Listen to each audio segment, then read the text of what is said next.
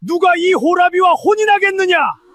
방문을 걸어 잠근 딸은 흐느낌만 내보낼 뿐이었습니다. 곰보 얼근 호라비에게는 죽어도 못 가겠다는 것이었지요. 그때 19 여종이 마루 밑에서 걸어 나왔습니다. 흙 묻은 치맛단을 털고 주먹을 꼭 쥔 채였지요. 제가 하겠습니다.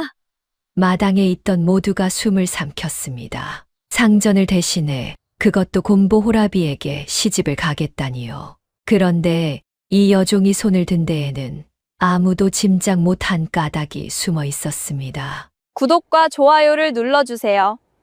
계신 곳으로 좋은 이야기와 함께 행운을 보내드리겠습니다.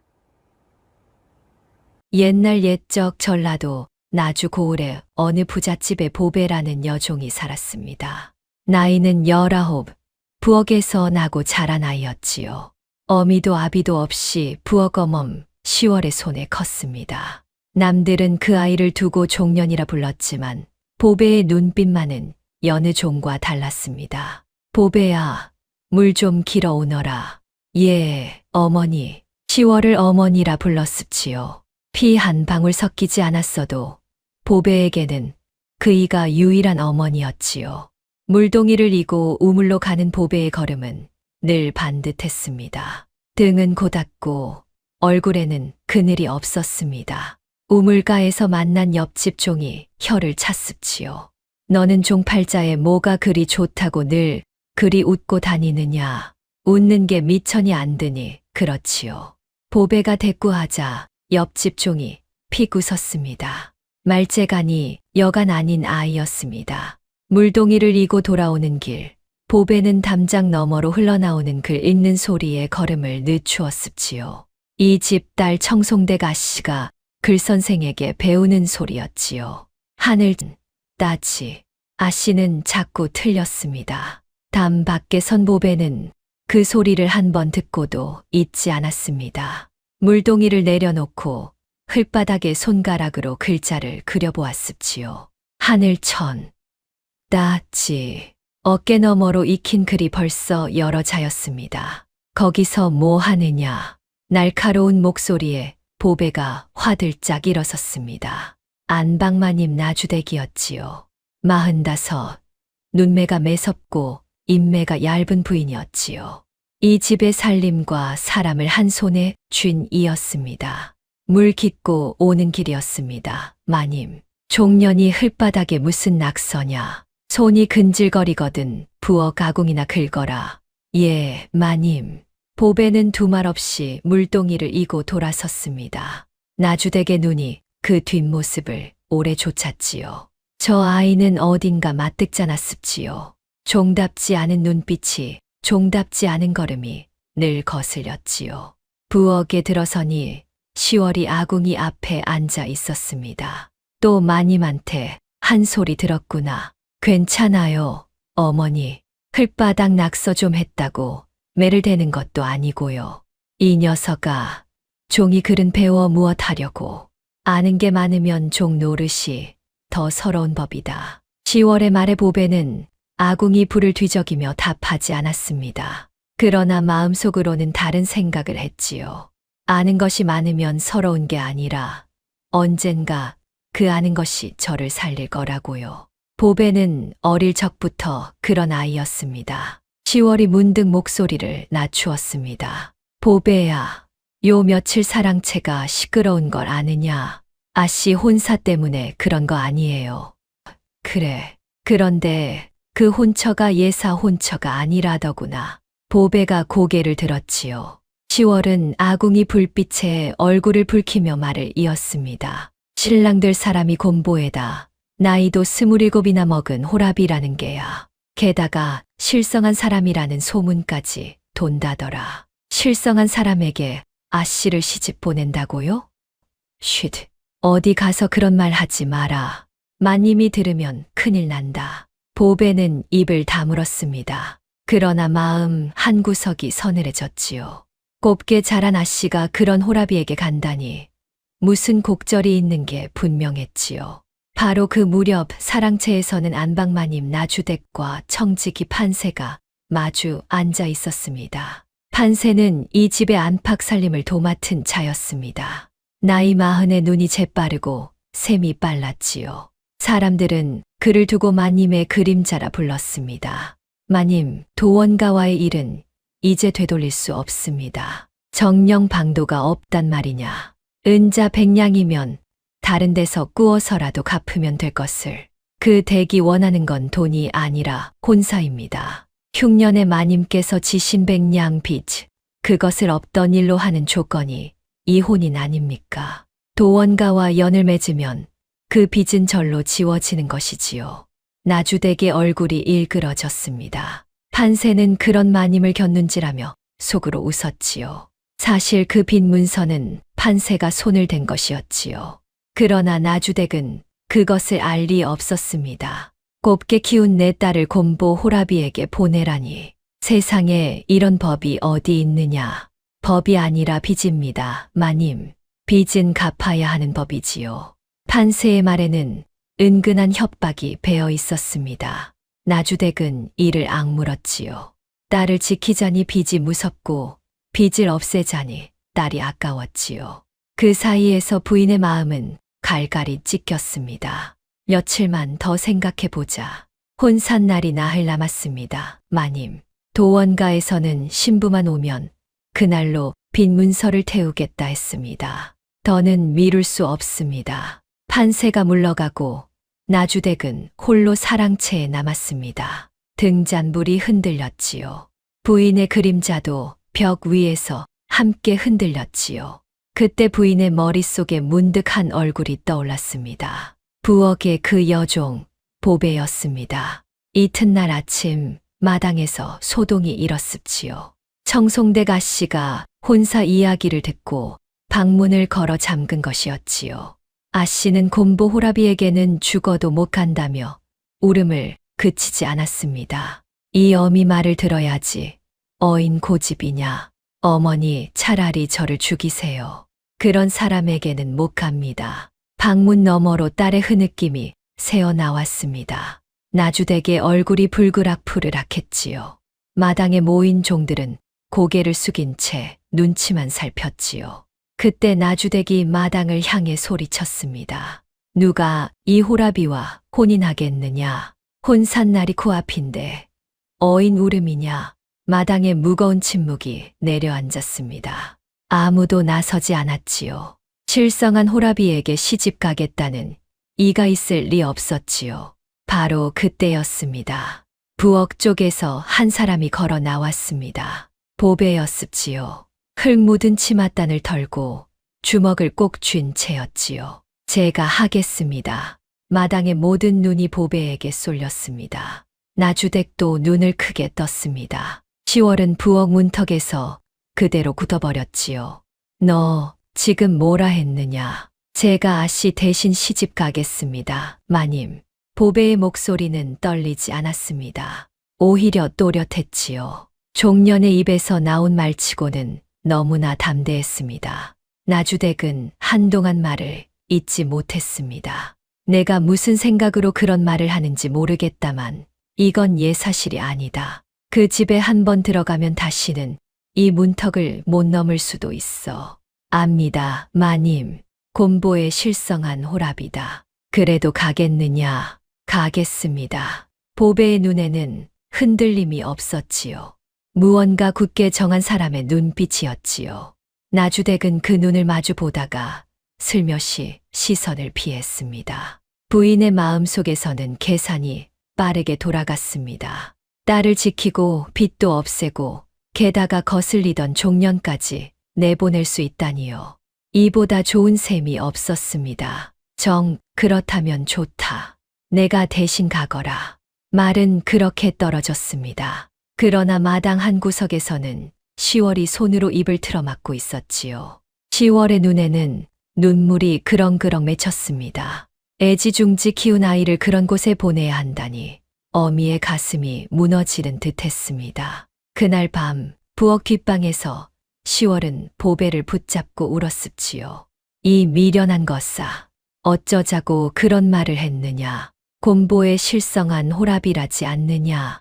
어머니, 울지 마세요. 울지 말라니. 널 그런 곳에 보내고 내가 어찌 밥이 넘어가겠느냐. 보배는 10월의 거친 손을 두 손으로 감쌌습니다. 그러고는 나직이 말했습니다. 어머니, 저는 어차피 이 집에서 평생 종으로 늙을 몸이에요. 그럴 바에는 한 집의 안주인으로 사는 게 낫지 않겠어요? 곰보면 어떻고 호랍이면 어때요? 사람 속을 봐야지요. 10월은 그 말에 더 크게 울었지요. 저 어린 것이 무슨 속을 그리 깊이 두었나 싶었지요. 그러나 보배의 마음 속에는 10월도 모르는 또 다른 까닭이 있었습니다. 며칠 전 우연히 엿들은 판세와 나주댁의 이야기 때문이었지요. 보배는 알고 있었습니다.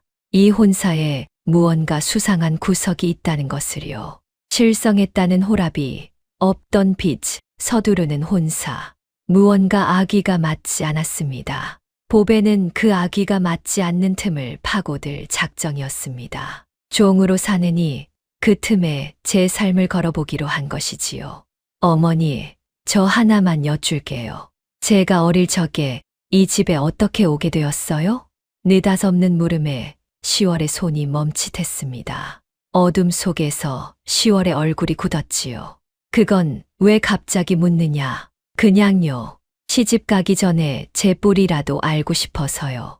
10월은 한참을 말이 없었습니다. 그러더니 품속에서 무언가를 꺼냈습니다. 헝겊에 곱게 싼 작은 물건이었지요. 헝겊을 풀자 은장도 하나가 모습을 드러냈습니다. 그런데 그것은 온전한 은장도가 아니었습니다. 자루가 반쪽으로 갈라진 반 토막짜리 은장도였지요. 이게 무엇이에요, 어머니? 내가 이 집에 업둥이로 왔을 때 강보에 함께 쌓여 있던 것이다. 여태 감춰두었지. 보배는 반쪽 은장도를 손에 쥐었습니다. 서늘한 은빛이 등잔불에 반짝였습니다. 그 순간 보배의 왼 손목이 저릿했지요. 손목에는 붉은 점 2개가 나란히 박혀 있었지요. 태어날 때부터 있던 것이었습니다. 어머니, 이 물건 제가 가져가도 될까요? 가져가거라. 어차피 내 것이니. 보배는 반쪽 은장도를 품속 깊이 갈무리했습니다. 그것이 훗날 무엇을 불러올지 그때는 보배도 10월도 알지 못했지요. 등잔불이 사위어 갔습니다. 어미와 딸은 그렇게 마지막 밤을 함께 보냈습니다. 혼산날이 밝았습지요. 하늘은 맑았지만 부엌 뒷방의 공기는 무거웠지요. 10월은 보배의 머리를 곱게 빗겨 주었습니다. 종의 혼례라 하여 제대로 된 예복도 없었습니다. 나주댁이 내어준 것은 낡은 다홍치마 한 벌뿐이었지요. 이 어미가 해줄 게 이것밖에 없구나. 이거면 충분해요, 어머니. 보배는 거울 앞에서 매무새를 다듬었습니다. 얼굴에는 두려움보다 결의가 서려 있었지요. 그때 방문이 열리며 청직이 판세가 들어섰습니다. 신부는 준비되었느냐? 가마가 왔다. 판세의 눈이 보배를 위아래로 훑었습니다. 그 눈빛에는 비웃음이 어려 있었지요. 종년이 상전 대신 시집 간다는 것이 우스웠던 겁니다. 어차피 실성한 호랍이 집이니 내 팔자에는 과분한 혼처다. 감사한 줄이나 알아라. 감사하지요. 이렇게 좋은 자리를 주시니. 보배가 태연히 대꾸하자 판세의 얼굴이 살짝 굳었습니다. 이 종년 겁을 먹기는커녕 넉살이 좋았습니다. 판세는 헛기침을 하고는 돌아섰지요. 쓸데없는 소리 말고 어서 나오너라. 보배는 10월을 한 번 꼭 안았습니다. 그러고는 가마에 올랐지요. 가마가 대문을 나서자 10월은 담벼락에 기대어 소리 죽여 울었습니다. 마당 한 구석에서는 청송댁 아씨가 창틈으로 그 광경을 지켜보았습니다. 제 대신 종이 시집을 간다는 것이 아씨는 다행이면서도 어딘가 마음이 편치 않았지요. 가마는 덜컹거리며 산길을 넘었습니다. 도원 가는 고을에서도 외진 곳에 있었습니다. 한때는 대단한 세도가였다는데 지금은 몰락하여 낡은 기와집만 남았다는 소문이었지요. 가마 안에서 보배는 반쪽 은장도를 만지작거렸습니다. 마음을 다잡기 위해서였습니다. 무슨 일이 있어도 흔들리지 않는다. 사람 속을 보고 이 집의 진짜 사정을 알아낸다. 한참을 가니 낡은 대문이 나타났습니다. 도원가였습니다. 담장은 여기저기 무너졌고 마당에는 잡초가 무성했지요. 과연 몰락한 집의 모양새였지요. 그러나 보배의 눈은 다른 것을 보았습니다. 무너진 담장 안쪽, 마당 한켠에 곱게 손질된 화단이 있었던 겁니다. 몰락한 집치고는 이상한 구석이었지요. 가마가 마당에 내려앉았습니다. 보배가 가마에서 내리자 마루에 한 사내가 서 있었습니다. 그가 바로 신랑 도원이었습지요. 보배는 숨을 삼켰습니다. 사내의 얼굴은 소문대로였습니다. 온통 얼근 곰보 자국이 얼굴을 뒤덮고 있었지요. 검붉은 흉터가 뺨과 이마에 가득했습니다. 한눈에도 흉한 얼굴이었습니다. 그러나 보배는 고개를 숙이지 않았습지요. 오히려 그 얼굴을 똑바로 마주 보았지요. 신부 되실 분이시오? 도원의 목소리는 뜻밖에도 나직하고 차분했습니다. 실성한 사람의 목소리가 아니었지요. 보배는 그 목소리에서 무언가를 느꼈습니다. 예, 보배라 하옵니다. 보배라. 이름이 곱소. 도원이 그렇게 말하며 보배를 바라보았습니다. 곰보 얼굴 사이로 두 눈이 형형하게 빛났지요. 그 눈빛은 흉한 얼굴과 어울리지 않았습니다. 맑고 깊은 눈이었습니다. 보배는 속으로 생각했지요. 이 사람, 겉모습과 눈빛이 따로 논다고요. 혼례는 조촐하게 치러졌습니다. 하객이라고는 도원가의 늙은 종 몇 분이었지요. 맞절을 하고 술잔을 나누었습니다. 그러는 내내 보배는 도원을 살폈습니다. 실성했다는 사람치고는 행동거지가 반듯했지요. 술잔을 드는 손도 떨리지 않았고 예법도 어긋남이 없었지요. 소문과 다르다. 이 사람은 실성하지 않았어. 혼례가 끝나고 보배는 신방으로 안내되었습니다. 방은 낡았지만 깨끗했습니다. 누군가 정성껏 쓸고 닦은 흔적이 있었지요. 보배는 방 안을 둘러보며 고개를 갸웃했습니다. 몰락한 호라비의 집이라기에는 이 방에는 이상하리만치 손길이 배어 있었습니다. 밤이 깊었습지요. 도원이 신방에 들었습니다. 보배는 다소곳이 앉아 있었지요. 그러나 마음속으로는 잔뜩 긴장하고 있었습니다. 보배라 했소. 나 같은 호라비에게 시집 오는 것이 두렵지 않았소. 두렵지 않았다면 거짓이지요. 헌데 어찌 왔소? 보배는 잠시 도원을 바라보았습니다. 그러고는 또박또박 말했지요. 소문으로만 사람을 판단할 수 없다 여겼습니다. 얼굴이 곰보라 하여 마음까지 곰보는 아닐 테고 실성했다 하여 정말 실성한 것도 아닐 테지요. 저는 제 눈으로 나리를 보고 판단하겠습니다. 도원의 눈이 커졌습니다. 그는 이 당돌한 신부를 한동안 말없이 바라보았지요. 종의 신분으로 상전을 대신해 온 여인이 이토록 담대하게 말할 줄은 몰랐던 겁니다. 허허, 재미있는 사람이로군. 도원이 낮게 웃었습니다. 그 웃음소리에는 실성한 자의 광기가 없었습니다. 오히려 깊은 여유가 배어 있었지요. 보배는 확신했습니다. 이 혼사에는 분명 숨은 곡절이 있다고요. 그날 밤 두 사람은 잠자리를 함께하지 않았습니다. 도원이 먼저 그렇게 청했지요. 서로 마음이 열리기 전에는 부부라 한들남이나 다름없소. 그대와 나 천천히 서로를 알아갑시다. 뜻밖의 말이었습니다. 보배는 그 말에 도원을 다시 보았습니다. 흉한 겉모습과 달리 이 사람의 속은 깊고 반듯했지요. 보배의 마음 한구석이 조금 풀렸지요. 이튿날 아침 보배는 일찍 일어나 집안을 둘러보았습니다. 도원가는 과연 몰락한 집이었습니다. 꽃가는 비어 있었고 살림살이는 낡았지요.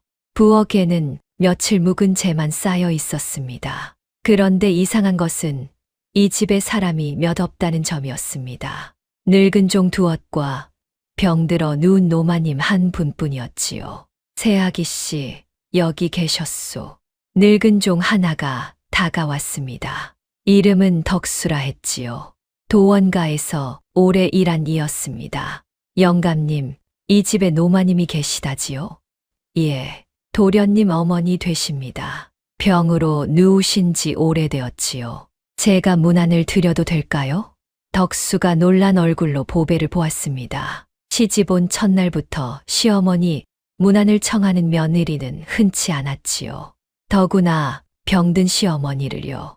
덕수는 고개를 끄덕이며 보배를 안채로 안내했습니다. 안채의 방은 어둡고 퀴퀴했습니다. 병든 노마님이 이불을 덮고 누워 있었지요. 광주댁이라 불리는 부인이었습니다. 얼굴은 창백했고 숨소리는 가늘었습니다. 보배는 조심스레 방으로 들어가 절을 올렸습지요. 어머님, 며느리 보배 문안 여쭙니다. 노마님이 힘겹게 눈을 떴습니다. 흐릿한 눈으로 보배를 보더니 가느다란 목소리로 물었지요. 내가 새로 온 며느리냐? 예, 어머님. 이런 집에 시집을 오다니 내 팔자도 기구하구나. 노마님의 눈에 물기가 어렸습니다. 보배는 그 손을 가만히 잡았습니다. 노마님의 손은 뼈만 앙상했지요. 오래 알아 온 손이었습니다. 어머님, 어디가 편찮으신지요? 의원도 모른다더구나. 그저 기운이 없고 밤이면 열이 오른다. 보배는 노마님의 얼굴을 찬찬히 살폈습니다. 그러고는 손목을 짚어 맥을 보았지요. 어릴 적 10월에게서 또 마을 의원 어깨너머로 익힌 것이었습니다. 맥은 가늘고 빨랐습니다. 보배는 무언가를 짚어냈습지요. 어머님, 혹여 근래 드신 것이 부실하지 않으셨는지요. 곳간이 비어 죽 한 그릇도 제대로 못 먹은 지 오래다. 보배의 눈이 반짝였습니다. 병이 아니라 굶주림이 노마님을 이 지경으로 만든 것이었지요. 잘 먹고 기운을 차리면 나을 수 있는 병이었습니다. 보배는 마음속으로 결심했습니다. 이 집을 다시 일으키겠다고요. 그것이 이 집의 진짜 사정을 알아내는 길이기도 했지요. 어머님, 조금만 기다리세요. 제가 어머님 기운을 차리게 해드리겠습니다. 노마님은 그 말에 희미하게 웃었습니다. 며느리의 손이 따뜻했지요. 오랜만에 느끼는 온기였습니다. 그 무렵 나주댁의 집에서는 판세가 회심의 미소를 짓고 있었습니다. 종년을 대신 보냈으니 빈 문서만 태우면 만사가 끝날 판이었지요. 그러나 판세의 속셈은 그것만이 아니었습니다. 판세는 사랑채에서 홀로 빈 문서를 들여다보며 중얼거렸습니다. 이제 저 종년만 도원가에서 조용히 사라져 주면 남은 일은 내 뜻대로 되겠지. 판세의 눈이 음험하게 빛났지요. 이 혼사 뒤에는 나주댁도 모르는 판세만의 검은 계략이 숨어 있었던 겁니다. 사실 도원가의 백냥을 빌렸다는 그 빈 문서는 판세가 손수 위조한 것이었습니다. 나주댁이 흉년에 빌린 돈은 다른 곳에서 온 것이었지요. 그러나 판세는 그 돈을 중간에서 가로채고는 도원가에 진빚인 양 문서를 꾸며냈습니다. 판세가 그런 짓을 벌인 데에는 까닭이 있었습니다. 도원가에는 판세가 오래 노리던 물건이 있었지요. 바로 안채 깊숙이 감춰진 땅 문서였습니다. 한때 세도가였던 도원가에는 몰락한 지금도 넓은 전답이 남아 있었던 겁니다. 판세는 그 땅을 삼킬 셈이었습니다. 혼사로 두 집을 얽어놓고 도원가가 망하기만 기다리면 된다. 병든 노마님의 실성했다는 호랍이, 그리고 종년 며느리, 저 집이 얼마나 버티겠느냐. 판세는 낮게 웃었습니다. 도원을 미친 호라비로 소문낸 것도 판세였습지요. 멀쩡한 사람을 실성했다 퍼뜨려 아무도 그 집과 얽히지 않게 만든 것이었지요. 그래야 도원가가 고립되어 스스로 무너질 테니까요. 그러나 판세가 미처 셈하지 못한 것이 하나 있었습니다. 도원가에 들어간 그 종년이 여느 종이 아니었다는 사실이었지요. 보배는 이미 그 집의 이상한 구석들을 하나씩 눈에 담고 있었습니다. 몰락한 집의 정갈한 화단, 손길벤 신방, 굶주림뿐인 병든 노마님, 아기가 맞지 않는 조각들이 보배의 머릿속에서 천천히 맞춰지고 있었습니다. 그날 저녁 도원가로 돌아와 보배는 부엌을 살폈습니다. 곳간은 비었지만 뒤뜰에는 묵은 장독이 여럿 있었지요. 보배가 뚜껑을 열어보니 오래 묵어 깊은 맛이 든 된장과 간장이 그득했지요. 굶주린 집의 뜻밖의 보물이었습니다. 이거면 노마님 죽부터 끓여 드릴 수 있겠구나. 보배는 소매를 걷어붙였습니다. 종으로 살며 익힌 살림 솜씨가 이제야 빛을 볼 참이었지요. 아궁이에 불을 지피고 묵은 장으로 죽을 끓였습니다. 구수한 냄새가 오랜만에 도원가 마당에 퍼졌습니다. 마루에 앉아 그 냄새를 맡던 도원이 곰보 얼굴 사이로 눈을 가늘게 떴습지요. 저 여인 예사 사람이 아니로구나. 도원은 마당을 오가는 보배의 뒷모습을 오래 지켜보았습니다. 흉한 곰보 자국 아래 그의 눈빛은 점점 깊어졌지요. 보배가 도원가에 들어온 지 사흘이 지났습니다. 그 사흘 동안 도원가에는 조금씩 변화가 일었습니다. 병든 노마님은 보배가 끓여 올린 죽을 먹고 기운을 차리기 시작했지요. 창백하던 얼굴에 핏기가 돌았습니다. 얘야, 내 죽을 먹으니 몸이 한결 낫구나. 기운만 차리시면 곧 일어나실 겁니다, 어머님. 보배는 아침 저녁으로 노마님의 죽을 손수 끓였습니다. 묵은 장으로 간을 맞추고 뒤뜰에서 캔 나물을 넣었지요. 병든 이가 먹기 좋게 부드럽고 따뜻하게 끓였습니다. 노마님은 그 정성에 눈물을 지었습니다. 내가 전생에 무슨 복을 지었기에 이런 며느리를 얻었을꼬. 노마님은 문득 보배의 얼굴을 오래 바라보았지요.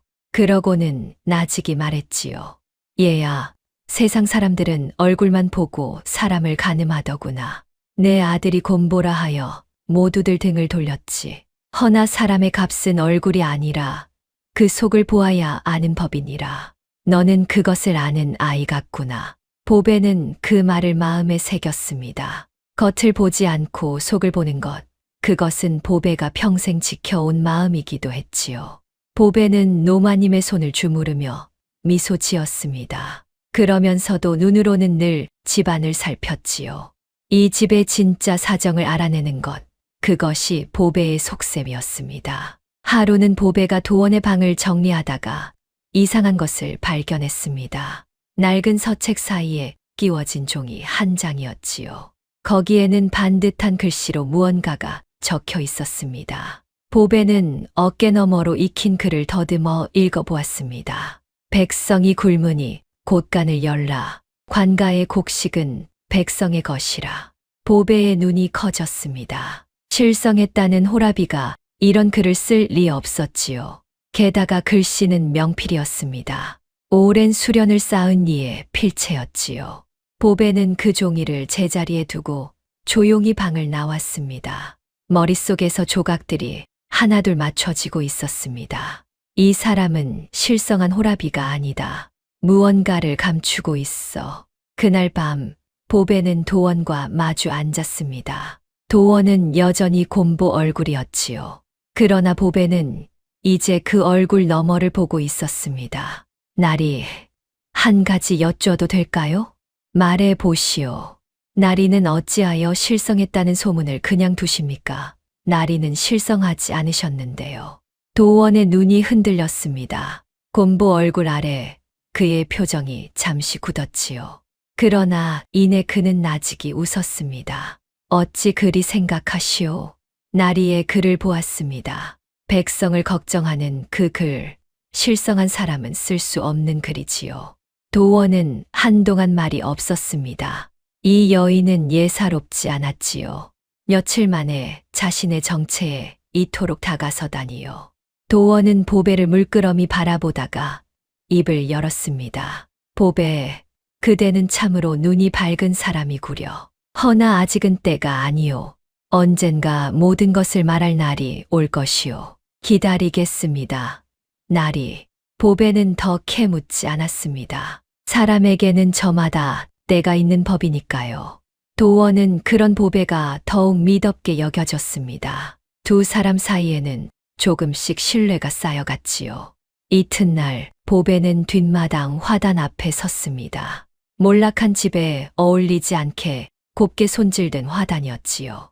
보배가 화단을 살피고 있으니 늙은 종 덕수가 다가왔습니다.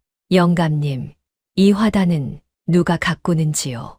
도련님이십니다. 아무리 살림이 어려워도 이 화단만은 손수 가꾸시지요. 어찌하여요?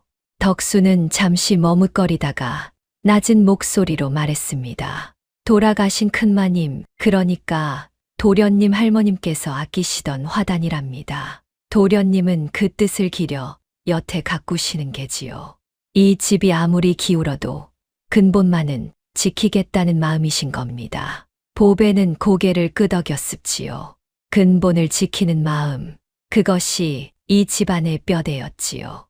몰락했어도 함부로 무너지지 않는 까닭이 거기 있었습니다. 보배는 도원이라는 사람을 조금씩 더 알아갔습니다. 며칠이 더 흘렀습지요. 보배의 손길이 닿는 곳마다 도원가는 되살아났습니다. 비었던 곳간에는 보배가 장터에서 사온 곡식이 조금씩 채워졌지요. 보배는 시집 올 때 나주댁이 내어준 다홍치마를 팔아 그 돈으로 곡식을 샀습니다. 아까울 것도 없었습니다.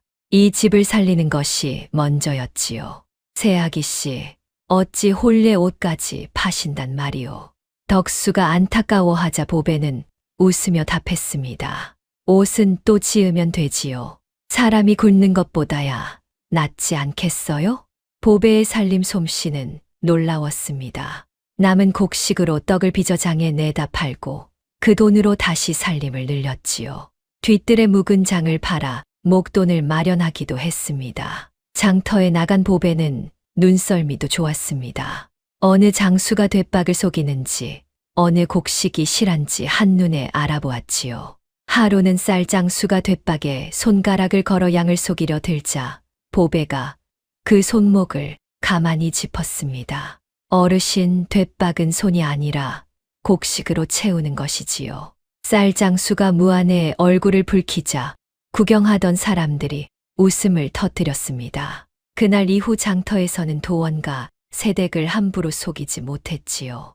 보배는 그렇게 야무지게 살림을 꾸렸습니다. 도원가의 살림은 하루가 다르게 나아졌습니다. 병든 노마님도 자리에서 일어나 앉을 만큼 기운을 차렸지요. 이 모든 것을 지켜보던 도원은 보배에게 깊이 감복했습니다. 곰보 얼굴 아래 그의 마음에는 이 당돌하고 지혜로운 아내를 향한 정이 싹 트고 있었지요. 하루는 도원이 보배를 불렀습니다. 보배, 그대에게 물을 것이 있소. 말씀하세요, 나리. 그대는 어찌하여 이토록 이 집을 위해 애쓰는 것이오? 그대는 대신 팔려온 종이 아니오. 마음만 먹으면 언제든 떠날 수도 있을 텐데. 보배는 잠시 생각에 잠겼습니다. 그러고는 도원을 바라보며 또박또박 말했지요. 나리, 제가 이 집에 온 것은 대신 팔려온 종이라서가 아닙니다. 제 발로, 제 뜻으로 온 것입니다. 종으로 평생을 사느니 한 집의 안주인으로 사람답게 살고 싶었습니다. 그리고 무엇보다도 저는 사람을 겉으로 판단하지 않습니다. 곰보라 하여 흉한 사람이 아니고 화려하다 하여 귀한 사람이 아니지요. 저는 나리의 속을 보았습니다. 나리는 것과 달리 반듯하고 깊은 분이십니다. 그런 분과 사는 것이 저는 조금도 부끄럽지 않습니다. 도원의 가슴이 뜨거워졌습니다. 곰보 얼굴 아래 두 눈에 물기가 어렸지요. 세상 사람 모두가 자신을 겉모습으로 밀어냈는데 이 여인만은 자신의 속을 보아주었습니다. 도원은 그 순간 마음속으로 굳게 다짐했습니다. 이 여인을 무슨 일이 있어도 지키겠다고요. 그 무렵부터 도원은 종종 집을 비웠습니다. 낡은 도포를 걸치고 삿갓을 눌러쓴 채 어디론가 다녀오곤 했지요. 하루는 보배가 그 뒷모습을 보고 덕수에게 물었습니다. 영감님, 나리는 어디를 저리 다니시는지요?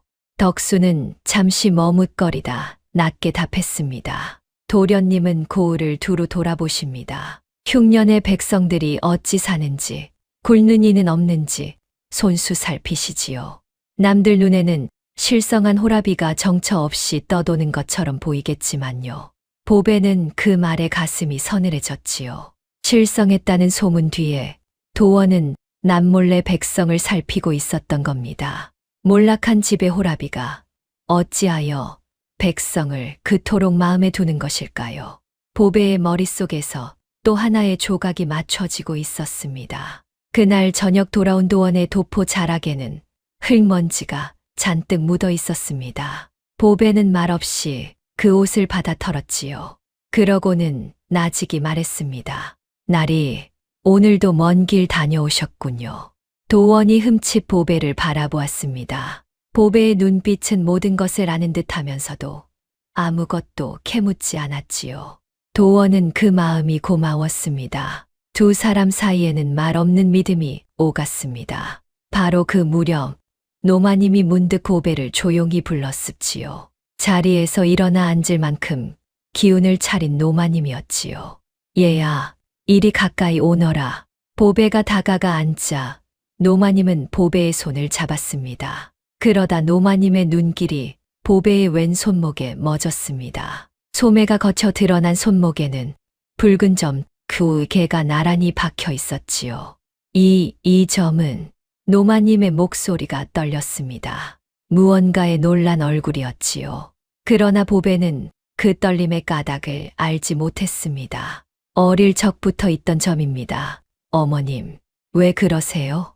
노마님은 한참을 그 점만 바라보았습니다. 그러더니 애써 마음을 가라앉히며 고개를 저었지요. 아니다. 아무것도 아니다. 그저 어디서 본 듯하여. 노마님은 그렇게 말끝을 흐렸습니다. 그 눈에는 알 수 없는 그리움이 언뜻 스쳤지요. 그러나 노마님도 그것이 무엇인지 또렷이 짚어 내지는 못했습니다. 그저 가슴 한구석이 까닭 없이 저릿할 뿐이었지요. 보배는 고개를 갸웃했지만 더 묻지 않았습니다. 그날 밤 노마님은 홀로 방에 앉아 오래전 일을 어렴풋이 떠올렸습니다. 무언가 잊고 지낸 예실이 그 두 점을 본 순간 가슴을 두드린 것이지요. 그러나 병들어 흐릿해진 기억은 좀처럼 갈피를 잡지 못했습니다. 노마님은 그저 며느리의 손목을 다시 한번 떠올리며 알 수 없는 그리움에 오래도록 잠을 이루지 못했지요. 도원가의 봄이 찾아왔습니다. 보배가 들어온 지도 어느덧 두 달이 지났지요. 그 사이 도원가는 몰라보게 달라졌습니다. 곳간에는 곡식이 쌓였고 병들었던 노마님은 마당을 거닐 만큼 건강해졌습니다. 무너졌던 담장도 하나둘 손보아졌지요. 죽어가던 집이 되살아난 것입니다. 이 모든 것이 보배의 손끝에서 이루어졌습니다. 사람들은 도원가 세댁의 지혜와 부지런함을 입에 올리기 시작했지요. 종으로 팔려 온 여인이 몰락한 집을 일으켰다는 소문이 고을에 조금씩 퍼졌습니다. 그런데 그 소문이 뜻밖의 곳까지 흘러들었습니다. 바로 나주댁의 집이었지요. 청지기 판세가 그 소문을 듣고 낯빛이 변했습니다. 뭐라, 그 종년이 도원가를 일으켰다고? 판세는 이를 갈았습니다. 도원가가 스스로 무너지기를 기다렸는데 도리어 되살아나고 있다니요. 이대로 두면 판세의 계략이 물거품이 될 판이었습니다. 판세는 서둘러 나주댁을 찾았습니다. 마님, 큰일 났습니다. 도원가로 보낸 그 종년이 예사종이 아니었나 봅니다. 무슨 소리냐. 그 종년이 도원가를 되살려 놓았다 합니다. 이대로 두면 훗날 무슨 화가 될지 모릅니다. 그 종년은 마님 댁의 속사정을 훤히 아는 아이 아닙니까? 나주댁의 얼굴에 그늘이 졌지요. 판세의 말에는 일리가 있었지요. 보배는 나주댁 집에서 오래 산 종이었습니다. 집안의 은밀한 사정을 적잖이 알고 있었지요. 그런 아이가 다른 집 안주인이 되었다니 나주댁으로서는 마음이 놓이지 않았습니다. 그래서 어쩌자는 게냐. 판세의 눈이 음험하게 빛났습니다. 화근은 미리 없애는 게 상책이지요. 그 종년을 도로 데려오시든가 아니면 판세는 말끝을 흐렸지요. 그러나 그 뜻은 분명했지요. 나주댁은 잠시 망설였습니다. 아무리 종이라 해도 사람을 해하는 일은 꺼림칙했습니다. 그러나 판세는 집요했지요.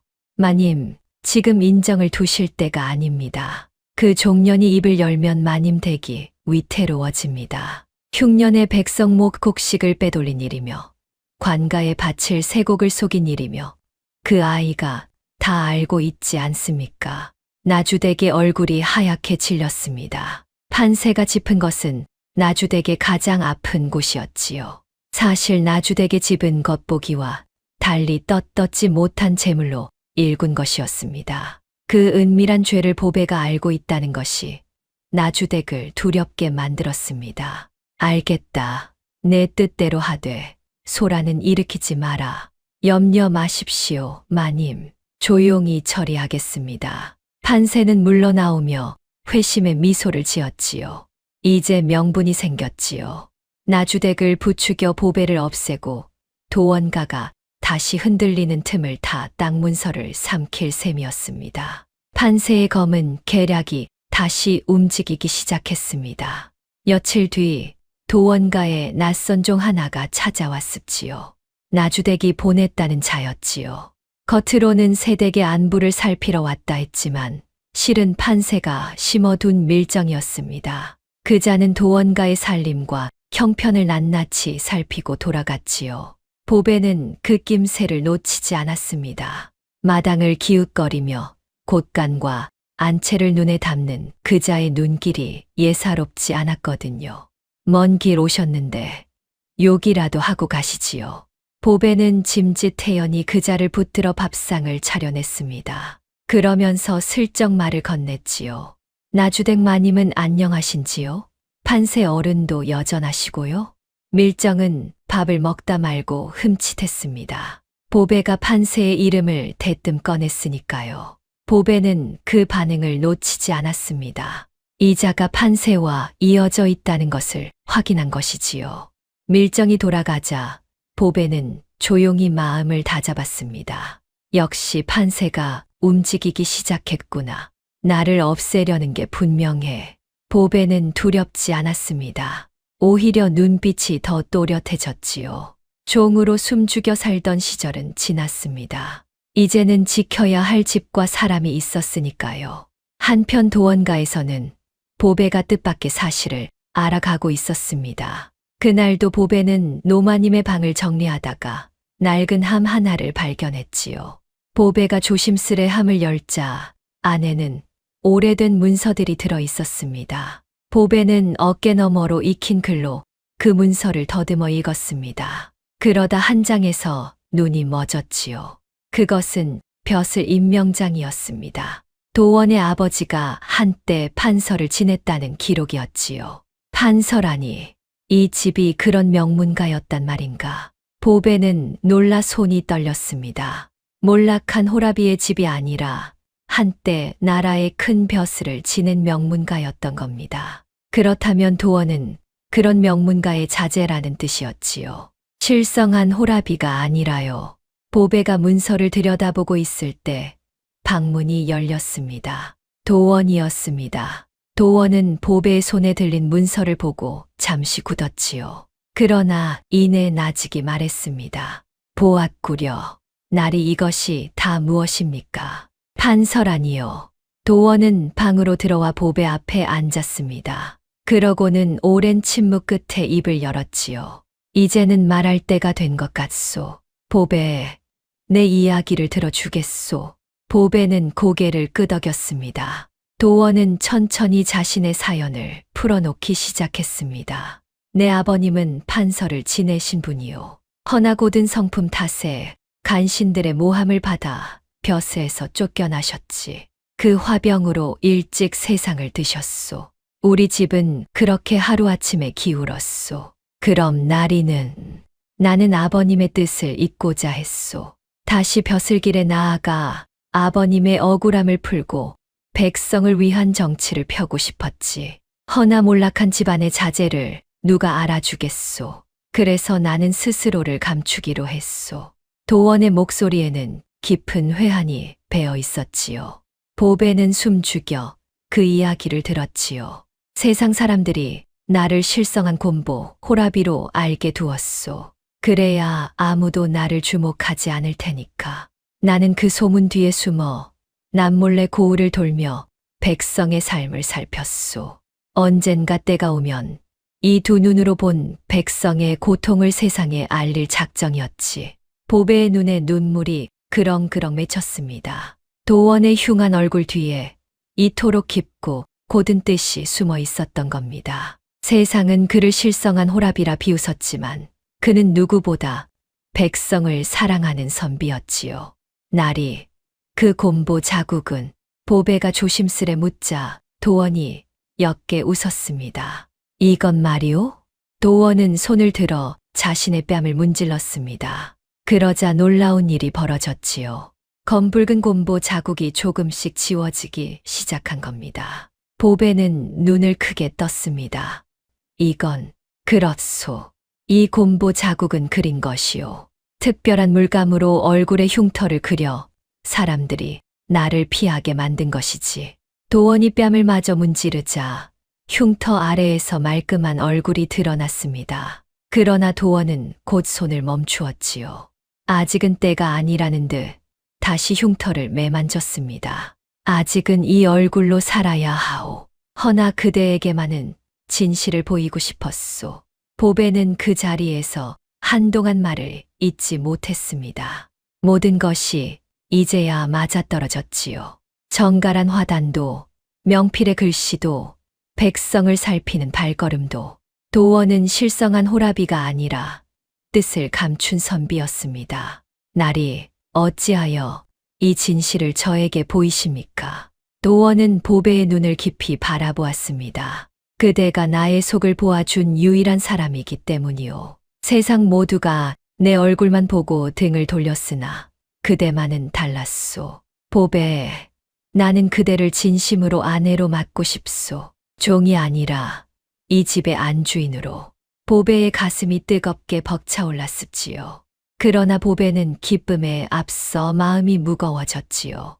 나주댁 집에서 엿들은 이야기, 그리고 판세의 음험한 눈빛이 떠올랐던 겁니다. 이 행복이 오래가지 못할지도 모른다는 불안이 보배의 마음 한구석을 어둡게 물들였습니다. 그날 밤 보배는 노마님의 방을 찾았습니다. 노마님은 자리에 앉아 보배를 반겼지요.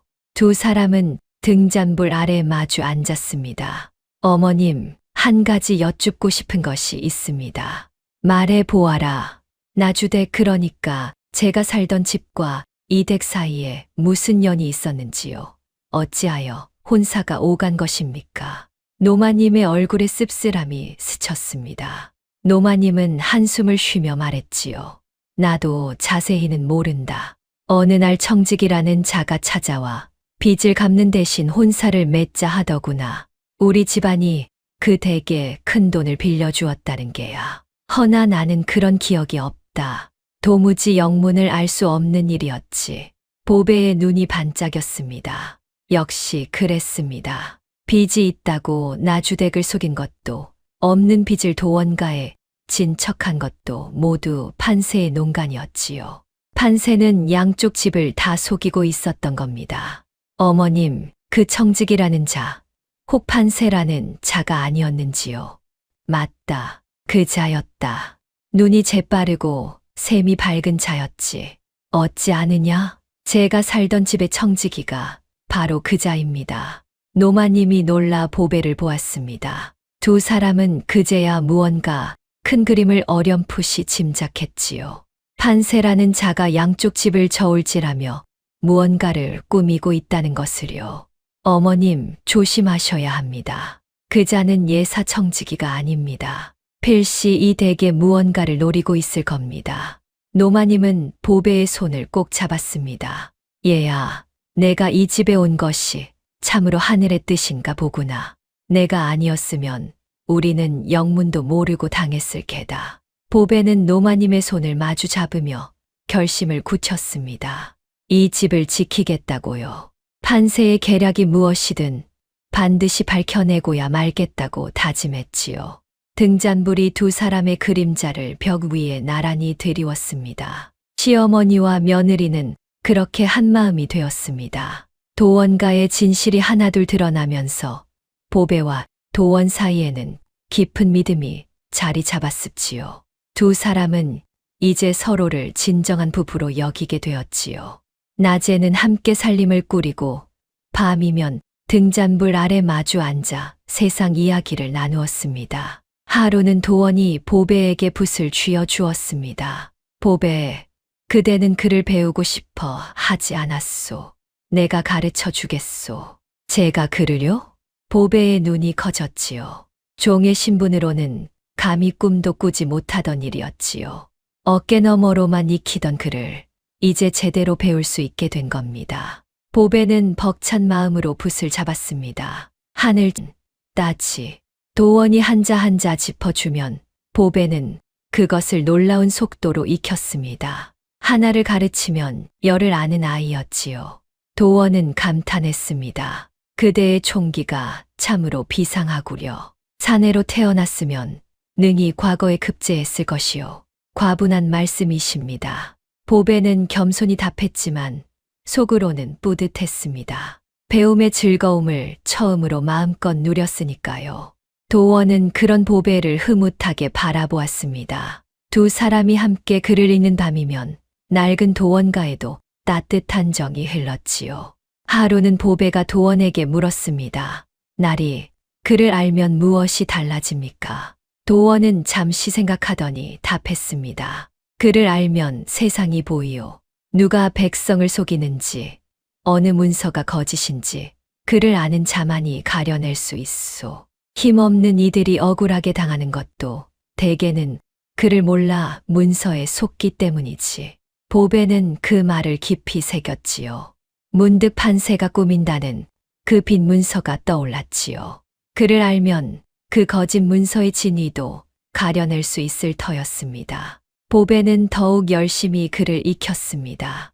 언젠가 이 배움이 큰 힘이 될 것을 예감했던 겁니다. 며칠 후 보배는 뜻밖의 재주로 마을 사람들을 놀라게 했습니다. 이웃 마을에 열병이 돌아 여럿이 알아누웠던 겁니다. 의원은 멀고 약값은 비쌌지요. 사람들은 발만 동동 굴렀습니다. 그때 보배가 나섰습니다. 제가 아는 약초가 있습니다. 함께 캐러 가시지요. 보배는 어릴 적 10월과 마을 의원에게서 익힌 약초 지식을 떠올렸지요. 사람들을 이끌고 산으로 올라 열을 내리는 약초를 캤지요. 그것을 다려 앓는 이들에게 먹이니 신통하게도 열이 내렸습니다. 마을 사람들은 보배를 우러러 보았습니다. 보배는 약을 다리면서도 병자들을 세심히 살폈습지요. 열이 심한 이에게는 찬 수건을 이마에 올리게 하고 기운이 없는 이에게는 미음을 쏘어 먹이게 했지요. 병자를 돌보는 손길이 어찌나 야무진지 마을 사람들은 혀를 내둘렀습니다. 저 새댁은 의원보다 낫구먼. 마음까지 저리 고우니 병도 절로 낫지. 도원가 새댁은 참으로 지혜로운 분이요. 어찌 저리 아는 것이 많을꼬. 종으로 살았다더니 어디 그런 티가 나야 말이지. 소문은 좋게 좋게 퍼졌습니다. 도원가 새댁이 마을의 은인이라는 칭송이 자자했지요. 보배는 그렇게 마을 사람들의 마음을 얻어갔습니다. 그것은 훗날 보배에게 큰 힘이 되었지요. 하루는 장터에서 재미난 일이 있었습니다. 보배가 떡을 팔러 나갔는데 한 허풍쟁이 양반이 시비를 걸어온 겁니다. 그 양반은 외상으로 떡을 먹고는 값을 치르지 않으려 했지요. 내 인연 종 출신 주제에 감히 양반에게 떡값을 받겠다는 게냐? 보배는 조금도 물러서지 않았습니다. 나리, 양반은 떡을 공짜로 드셔도 되는 법이 어디 있습니까? 나라님도 밥값은 치르시는 법이지요. 주위 사람들이 킥킥 웃었습니다. 양반의 얼굴이 벌개졌지요. 이런 발칙한 것이 있나? 발칙한 것은 떡값 떼먹는 분이지요. 자, 여기 계신 분들께 여쭤볼까요? 떡을 드셨으면 값을 치르는 게 옳습니까? 그른 게 옳습니까? 보배가 구경꾼들을 돌아보며 묻자 사람들이 입을 모아 답했습니다. 값을 치르지. 양반은 사방에서 쏟아지는 눈총에 어쩔 줄을 몰랐습니다. 결국 씩씩거리며 떡값을 던지듯 치르고는 도망치듯 사라졌지요. 구경꾼들은 배를 잡고 웃었습니다. 보배의 야무진 말솜씨가 통쾌했던 겁니다. 도원과 세댁 속이 다 시원하오. 보배는 빙긋 웃으며 떡값을 챙겼습니다. 종으로 살 때는 억울해도 참아야 했지만 이제는 달랐지요. 당당히 제 몫을 지킬 수 있었습니다. 보배는 그런 자신이 대견했습니다. 그날 저녁 집으로 돌아온 보배는 도원에게 장터 이야기를 들려주었습지요. 도원은 껄껄 웃었지요. 그대는 참으로 대단한 사람이요. 그 허풍쟁이 양반이 제대로 임자를 만났구려. 호호, 떡값 떼먹으려다 망신만 당했지요. 두 사람은 마주보며 웃었습니다. 그 웃음 속에는 이제 부부다운 정이 흘렀지요. 며칠 뒤에는 또 다른 일이 있었습니다. 이웃에 사는 과부 하나가 울며 도원가를 찾아왔지요. 마을의 못된 부자가 빚을 핑계로 과부의 논을 빼앗으려 한다는 것이었습니다. 세댁, 억울해 죽겠습니다. 빌린 돈은 이미 다 갚았는데 문서가 없다고 자꾸 논을 내놓으라 합니다. 보배는 과부의 사정을 찬찬히 들었습니다. 그러고는 물었지요. 돈을 갚으실 때 곁에서 본 사람이 없었습니까? 있긴 있었지요. 방앗간 김서방이 봤습니다. 허나 그 부자가 무서워 다들 입을 다물고 있으니 보배는 잠시 생각에 잠겼습니다. 그러더니 무릎을 쳤지요. 방도가 있습니다. 그 부자가 돈을 받은 날이 장날이었지요. 그날 장터에 사람이 많았을 겁니다. 증인을 여럿 모으면 그자도 함부로 못할 겁니다. 보배는 과부와 함께 장터를 돌며 그날 일을 본 사람들을 하나둘 찾아냈습니다. 처음에는 부자가 무서워 다들거렸지만 보배의 조리 있는 설득에 하나둘 마음을 열었지요. 여러분, 오늘 이 과부의 논을 빼앗기게 두면 내일은 여러분의 논이 위태로워집니다. 옳은 일에 함께 입을 여는 것이 결국 여러분 자신을 지키는 길입니다. 보배의 말에 사람들은 고개를 끄덕였습니다. 마침내 여럿이 증인으로 나섰지요. 못된 부자는 여러 증인 앞에서 더는 억지를 부리지 못하고 결국 논을 돌려주었습니다. 과부는 보배의 손을 붙잡고 눈물을 흘렸지요. 세댁 은혜를 어찌 갚아야 할지. 은혜랄 게 뭐 있나요? 옳은 일을 한 것뿐인걸요. 보배의 이름은 마을에 더욱 널리 퍼졌습니다. 지혜롭고 의로운 도원가 세댁이라고요. 도원은 그 이야기를 전해 듣고 흐뭇하게 웃었습니다. 이 여인과 함께라면 무너진 집안을 다시 일으킬 수 있겠다고요.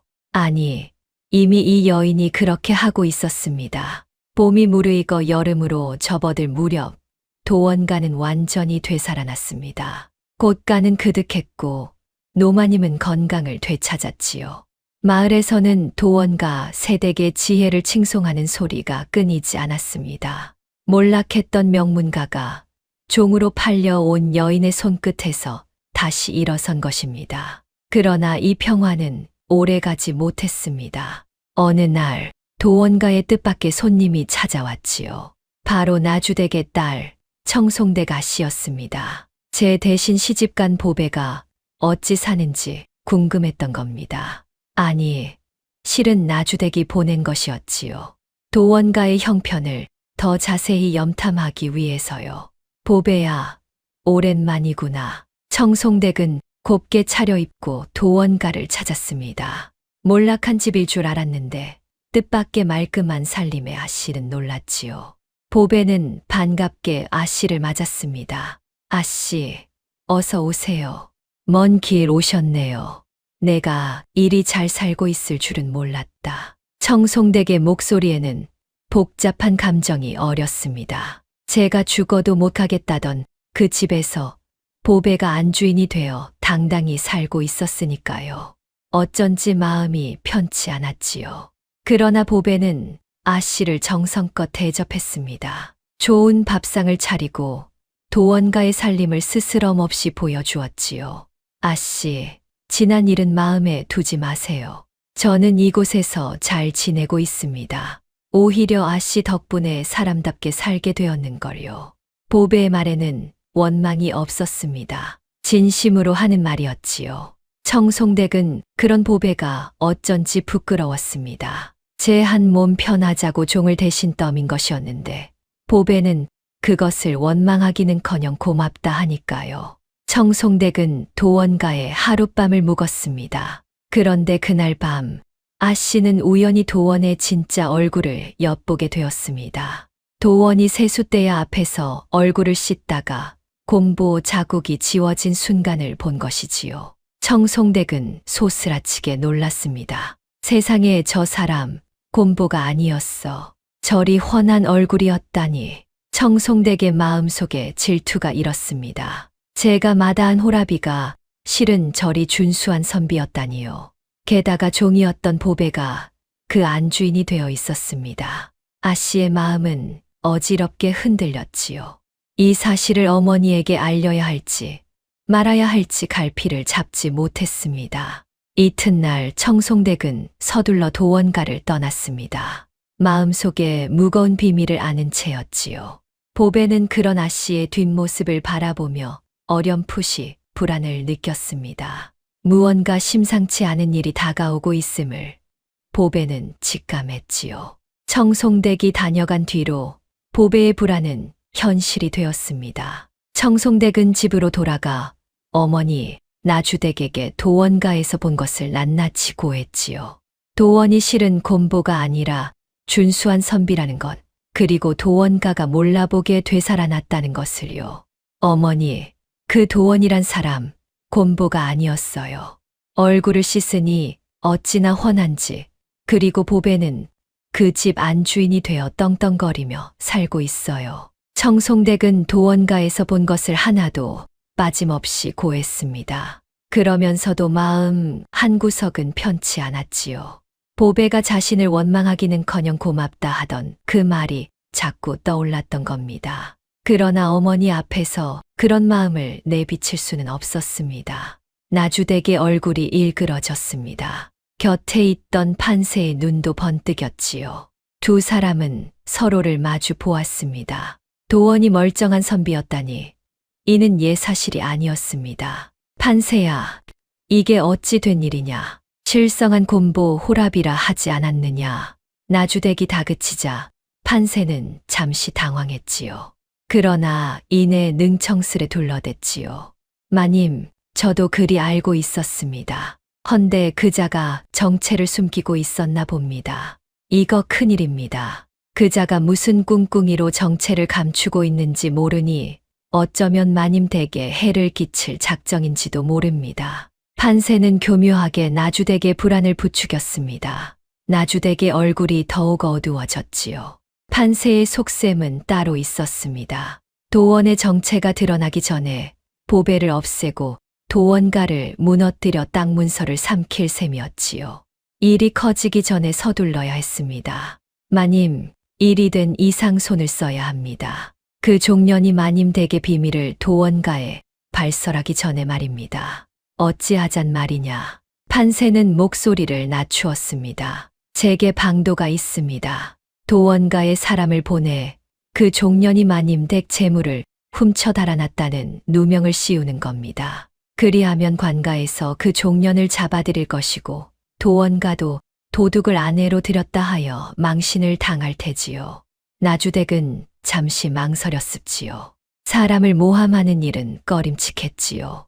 그러나 제 집안의 비밀이 드러날 두려움이 더 컸습니다. 결국 나주댁은 고개를 끄덕였지요. 알겠다.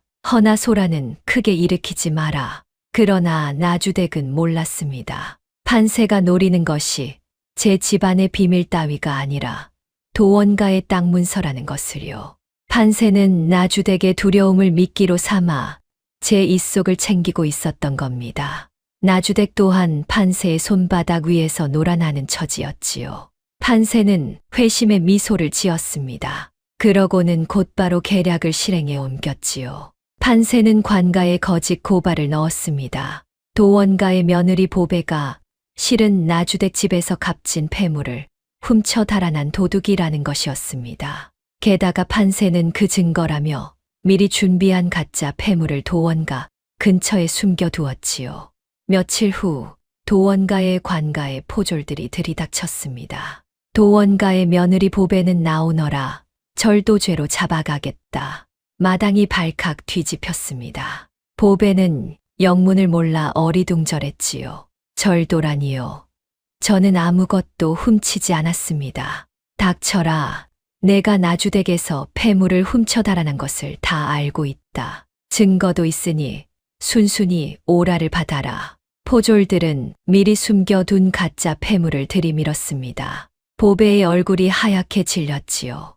이것이 판세의 지심을 단박에 알아챘습니다. 그러나 증거가 저리 나온 이상 발뺌하기 어려웠지요.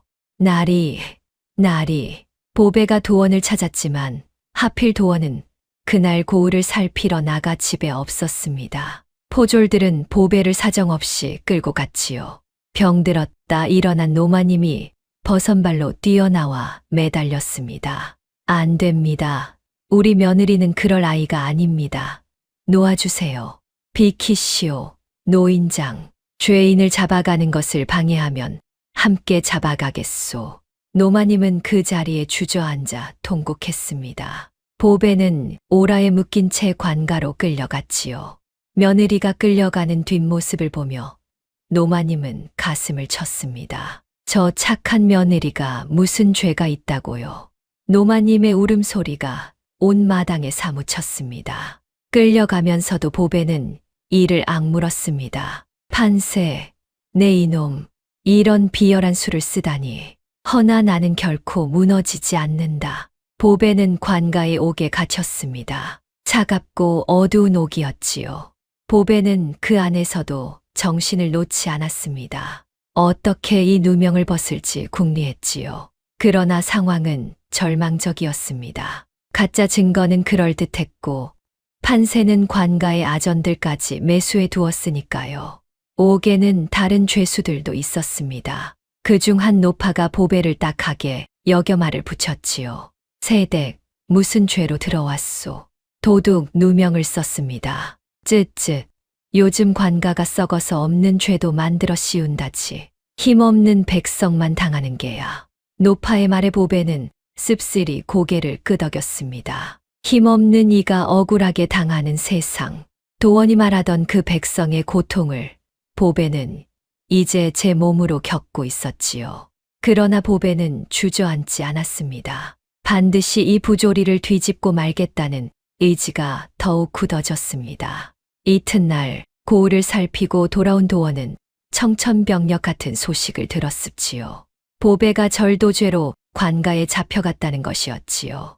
도원은 그 자리에서 얼굴빛이 변했습니다. 뭐라, 보배가 잡혀갔다고? 예, 도련님. 나주댁에서 폐물을 훔쳤다는 누명을 쓰고 도원은 주먹을 불끈 쥐었습니다. 이것이 누구의 짓인지 짐작이 갔지요. 보배가 늘 경계하던 그 판세라는 자의 소행이 분명했습니다. 내 이자들을 그냥 두지 않겠다. 도원은 곧장 관가로 달려갔습니다. 그러나 관가에서는 도원을 문전박대했지요. 도원가는 몰락한 집안이라 그 말을 들어줄 이가 없었습니다. 게다가 판세가 이미 아전들을 매수해 둔 터라 도원의 호소는 통하지 않았습니다. 물러가시오. 죄인은 이미 증거가 명백하오. 곧 관장 앞에서 문초가 있을 것이오. 도원은 이를 갈았지요. 몰락한 집안의 힘없음이 이토록 뼈아플 수 없었지요. 정체를 드러내고 싶어도 아직은 때가 아니었습니다. 섣불리 나섰다가는 오히려 이를 그르칠 수 있었으니까요. 도원은 관가 앞에서 발길을 돌리며 속으로 다짐했습니다. 아버님의 억울함을 풀 그날을 위해 감춰온 정체였지만 보배를 구하기 위해서라면 그 모든 것을 걸 수도 있었지요.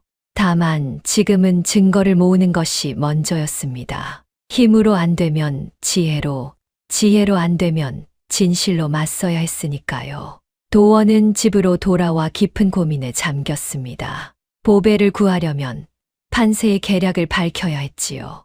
그러나 판세는 교활했고 증거는 감쪽 같았습니다. 도원의 마음은 타들어갔습니다. 한편 옥에 갇힌 보배는 절망 속에서도 한 가지 실마리를 붙들고 있었지요. 바로 판세가 내민 가짜 폐물이었지요.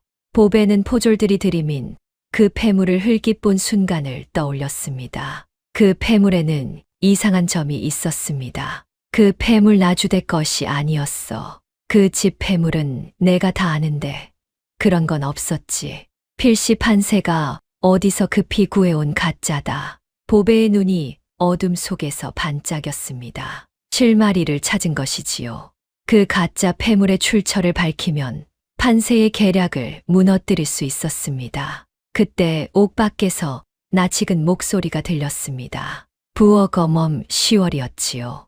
보배가 잡혀갔다는 소식을 듣고 한 걸음에 달려온 것이었습니다. 10월은 옥졸에게 사정하여 잠시 면회를 얻었지요.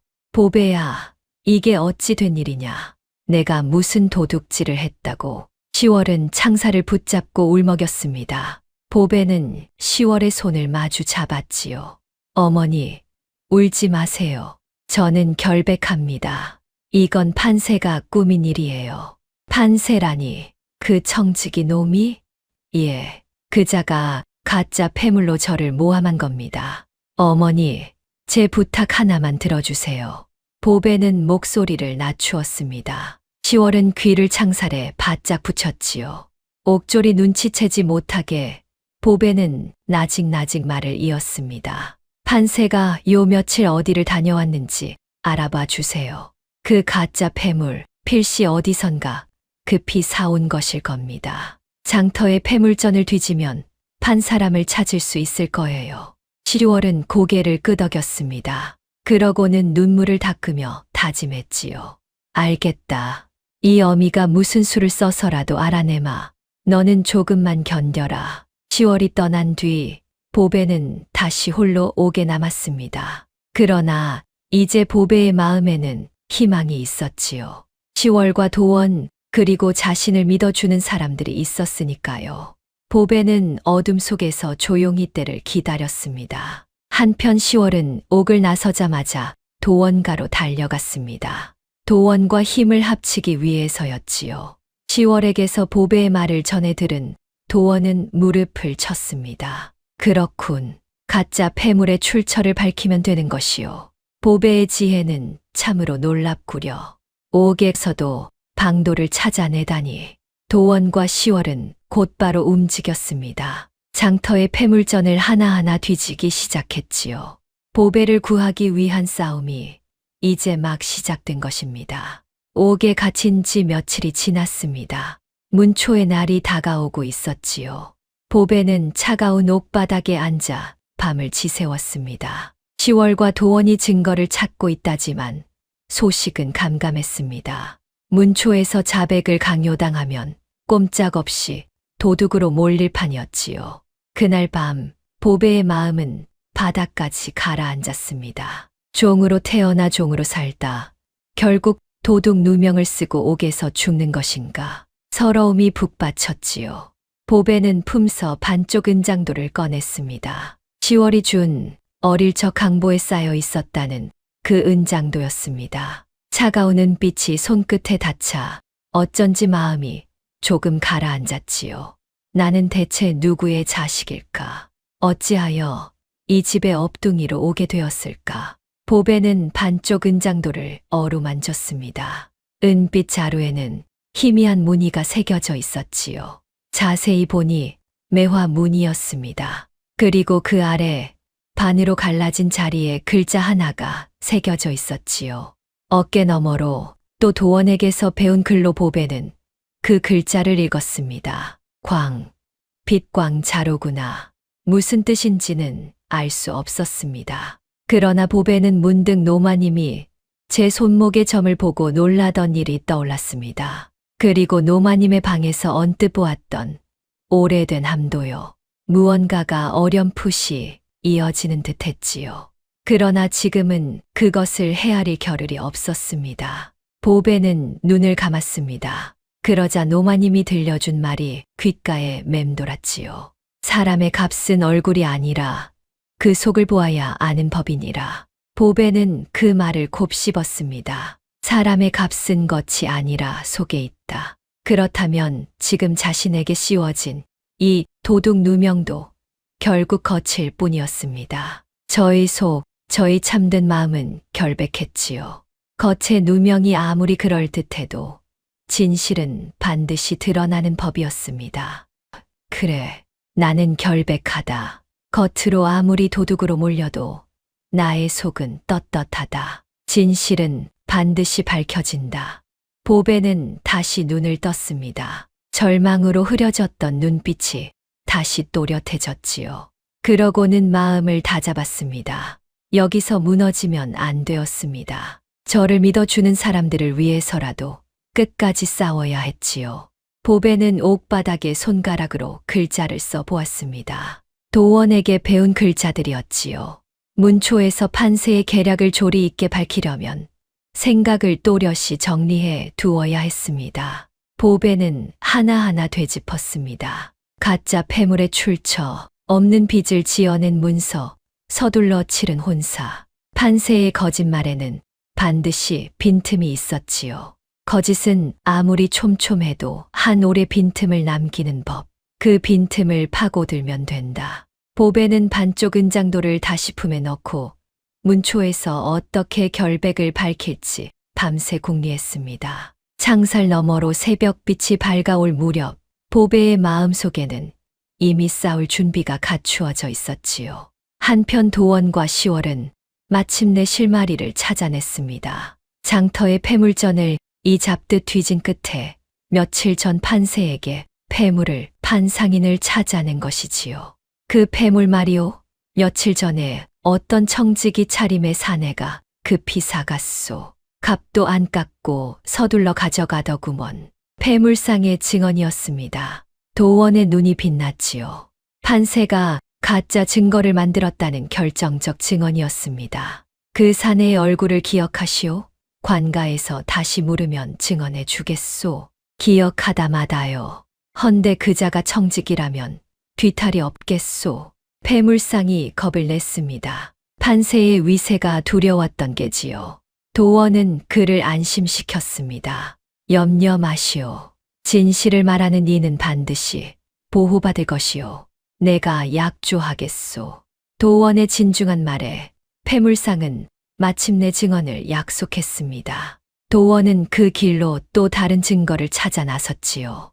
판세가 관가의 아전을 매수한 정황, 가짜 빈 문서의 흔적까지 도원은 하나하나 증거를 모아갔습니다. 도원은 먼저 나주댁 집안의 사정을 아는 이들을 수소문했습니다. 그러다 예전에 나주댁 집에서 쫓겨난 늙은 종 하나를 찾아냈지요. 그 종은 판세에게 앙심을 품고 있었습니다. 판세, 그놈 얘기라면 내가 잘 알지요. 그놈이 마님 몰래 재물을 빼돌린 게 한두 번이 아니오. 나주댁 마님이 흉년에 빌렸다는 그 백냥도 실은 판세가 중간에서 가로챈 것이오. 늙은 종의 증언에 도원은 무릎을 쳤습니다. 판세가 빈 문서를 위조했다는 것까지 드러난 것이지요. 도원은 그 종에게도 증언을 부탁했습니다. 판세에게 원한이 있던 종은 흔쾌히 응했지요. 그놈이 벌받는 꼴을 볼 수만 있다면 무슨 증언인들 못하겠소.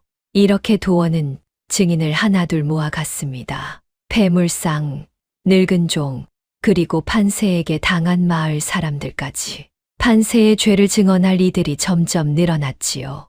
하나같이 판세의 횡포에 이를 갈던 이들이라 진실을 밝힐 자리라면 마다하지 않았습니다. 그러던 중 도원은 뜻밖의 사실을 알게 되었습니다. 판세가 노리는 것이 단순히 보배를 없애는 것이 아니라 도원가의 땅 문서라는 것을요.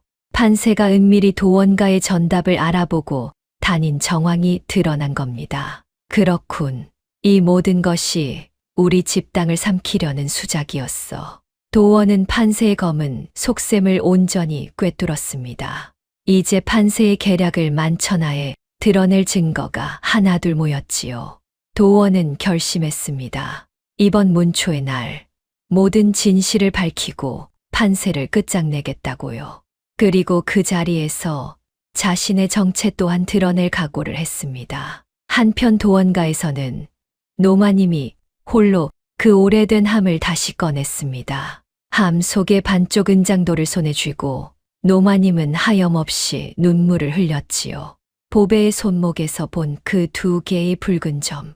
그것은 노마님이 평생 잊지 못한 표식이었습니다. 설마 그 아이가 내가 잃어버린 그 아이란 말인가?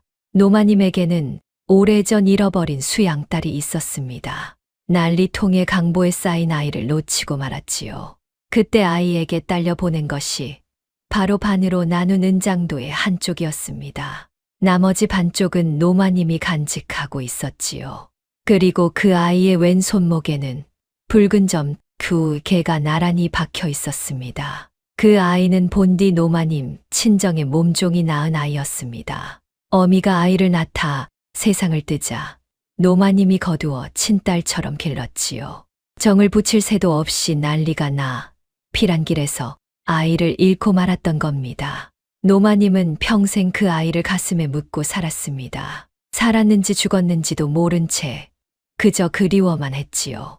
노마님은 떨리는 손으로 반쪽 은장도를 들여다보았습니다. 자루에 새겨진 매화 무늬 그리고 광이라는 글자. 그것은 노마님의 친정 가문을 나타내는 표식이었지요. 노마님은 확신했습니다. 도원가의 며느리가 된 그 보배가 바로 자신이 잃어버린 수양딸이라는 것을요. 하늘이시여, 이 무슨 기막힌 인연이란 말입니까? 노마님은 오열했습니다. 잃어버린 딸이 며느리가 되어 돌아왔다니 이보다 기막힌 인연이 없었지요. 며느리로 맞아 함께 산 2달 남짓 그 정겨운 시간들이 노마님의 눈앞을 스쳐갔습니다. 죽을 끓여 먹여 주던 손길, 밤새 곁을 지켜주던 마음, 그 아이가 바로 제 잃어버린 딸이었던 겁니다. 그러나 그 딸이 지금 도둑 누명을 쓰고 옥에 갇혀 있었습니다. 노마님은 이를 악물었습니다. 반드시 그 아이를 구해내야 했지요. 노마님은 반쪽 은장도를 품에 안고 자리에서 일어났습니다. 병든 몸이었지만 잃어버린 딸을 위해서라면 무슨 일이든 할 수 있었지요. 노마님은 아들 도원을 기다렸습니다. 이 놀라운 진실을 전하고 함께 보배를 구할 참이었습니다. 이윽고 증거를 모아 돌아온 도원에게 노마님은 반쪽 은장도를 내밀었습지요. 얘야, 이것을 보아라. 보배가 내가 잃어버린 그 아이다. 도원은 어머니의 말에 크게 놀랐습니다. 반쪽 은장도와 보배가 지녔다는 또 다른 반쪽. 2 반쪽이 하나로 맞춰지면 보배의 신분이 밝혀질 터였지요. 도원의 가슴이 벅차올랐습니다. 보배는 종이 아니라 어머니의 잃어버린 딸이었던 겁니다. 어머니, 그렇다면 보배는, 그래, 우리 집안의 귀한 핏줄이나 다름없는 아이다. 반드시 구해내야 한다. 도원과 노마님은 굳게 손을 맞잡았습니다. 이제 문초의 날, 판세의 죄를 밝히고 보배의 결백과 신분을 함께 드러낼 참이었지요. 모든 준비가 갖추어졌습니다. 진실이 밝혀질 그날이 코앞으로 다가왔습니다. 그날 밤 도원은 홀로 방에 앉아 오래된 벼루를 꺼냈습지요. 아버지가 남긴 유품이었지요. 도원은 붓을 들어 한 장의 글을 써 내려갔습니다. 그동안 남몰래 살펴온 백성의 고통, 관가의 부패, 그리고 판세의 죄상을 낱낱이 적은 글이었습니다. 이제 때가 되었다. 감춰온 정체를 드러내고 이 모든 것을 바로잡으리라. 도원은 붓을 놓으며 결의를 다졌습니다. 아버지의 억울함을 풀고 백성을 위한 뜻을 펴려던 그 오랜 다짐이 이제 보배를 구하는 일과 하나로 이어졌지요. 도원은 벼루를 어루만지며 아버지를 떠올렸습니다. 아버님, 소자가 이제 그 뜻을 잇겠습니다. 지켜봐 주십시오. 창밖으로 새벽이 밝아 오고 있었습니다. 진실이 드러날 문초의 날이 마침내 밝았습니다. 마침내 문초의 날이 밝았습지요. 관가의 마당에는 사람들이 구름처럼 모여들었지요. 도원과 며느리의 절도 사건이 고을의 바다하게 퍼진 터라 구경꾼이 인산인해를 이루었습니다. 관장이 대청 위에 높이 앉았고 그 아래 판세가 고발인으로 서 있었지요. 판세의 얼굴에는 승리를 확신한 웃음이 어렸습니다. 이윽고 보배가 오라에 묶인 채 끌려 나왔습니다. 며칠간 옥살이의 얼굴은 초췌했지만 눈빛만은 형형했지요.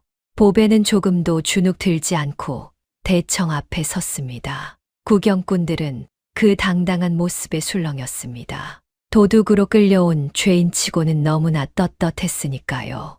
저 여인 좀 보게. 죄인 같지가 않구먼. 종 출신이라던데 어찌 저리 기품이 있누. 수군거림 속에서 관장이 대청 위에서 호통을 쳤습니다. 죄인 보배는 듣거라. 너는 나주댁에서 값진 폐물을 훔쳐 달아난 죄로 고발되었다. 증거가 명백하니 순순히 죄를 자백하라. 관장의 호통에 보배는 고개를 들었습니다. 그러고는 또렷한 목소리로 답했지요. 관장 나리, 저는 결백합니다. 저는 아무것도 훔치지 않았습니다. 이 모든 것은 저기 선 판세라는 자가 꾸민 계략입니다. 뭐라, 증거가 이리 명백한데도 발뺌을 하느냐. 여봐라, 폐물을 보여주어라. 포졸이 가짜 폐물을 들어 보였습니다. 판세가 회심의 미소를 지었지요. 그러나 보배는 태연했습니다. 관장 나리, 그 폐물을 자세히 보아주십시오. 그것은 나주댁의 것이 아닙니다. 저는 나주댁에서 오래 종살이를 하여 그 집 폐물을 낱낱이 알고 있습니다. 나주댁에는 그런 폐물이 없습니다. 보배의 말에 관장이 미간을 찌푸렸습니다. 판세의 얼굴이 살짝 굳었지요. 허튼 소리 마라. 그렇다면 이 폐물이 어디서 났단 말이냐. 그 폐물은 판세가 장터의 폐물전에서 며칠 전에 사온 것입니다. 가짜 증거를 만들기 위해서지요. 관장 나리 폐물을 판 상인을 부르시면 진위가 밝혀질 것입니다. 바로 그때 사람들 사이에서 도원이 앞으로 나섰습니다. 그 곁에는 폐물상이 함께 있었지요. 관장 나리, 제가 그 증인을 데려왔습니다. 이 사람이 바로 판세에게 폐물을 판 상인입니다. 폐물상이 앞으로 나와 떨리는 목소리로 증언했습니다. 소인이 며칠 전 저 청직이 어른께 폐물을 팔았습니다. 값도 안 깎고 급히 사가시기에 이상하다 여겼지요. 틀림없습니다. 구경꾼들이 술렁였습니다. 판세의 얼굴이 하얗게 질렸지요. 그러나 판세는 곧 뻔뻔하게 소리쳤습니다. 저 저자가 거짓을 고하는 것입니다. 저는 그런 폐물을 산 적이 없습니다. 거짓이 아닙니다. 이번에는 늙은 종이 나섰습니다. 나주댁에서 쫓겨난 그 종이었지요. 판세, 내 죄가 어디 이뿐이더냐. 나주댁만 이미 흉년에 빌렸다는 그 백냥, 내가 중간에서 가로챈 것이 아니더냐. 도원가의 진빚이라고 문서를 꾸며 낸 것도 내 짓이지 않느냐. 늙은 종의 증언에 판세는 부들부들 떨었습니다. 하나씩 드러나는 죄상에 판세의 얼굴은 흙빛이 되었지요. 관장의 눈이 매섭게 판세를 향했습니다. 판세라는 자는 듣거라. 이 자들의 증언이 사실이냐. 관장 나리 저것들은 모두 저에게 앙심을 품은 자들입니다. 그 말을 어찌 믿으십니까? 판세가 발버둥을 쳤습니다. 그러나 이미 판세의 거짓말은 곳곳에서 무너지고 있었지요. 그때 보배가 다시 입을 열었습니다. 관장 나리, 판세의 죄를 밝힐 증거가 더 있습니다. 판세가 위조한 그 빈 문서를 살펴보십시오.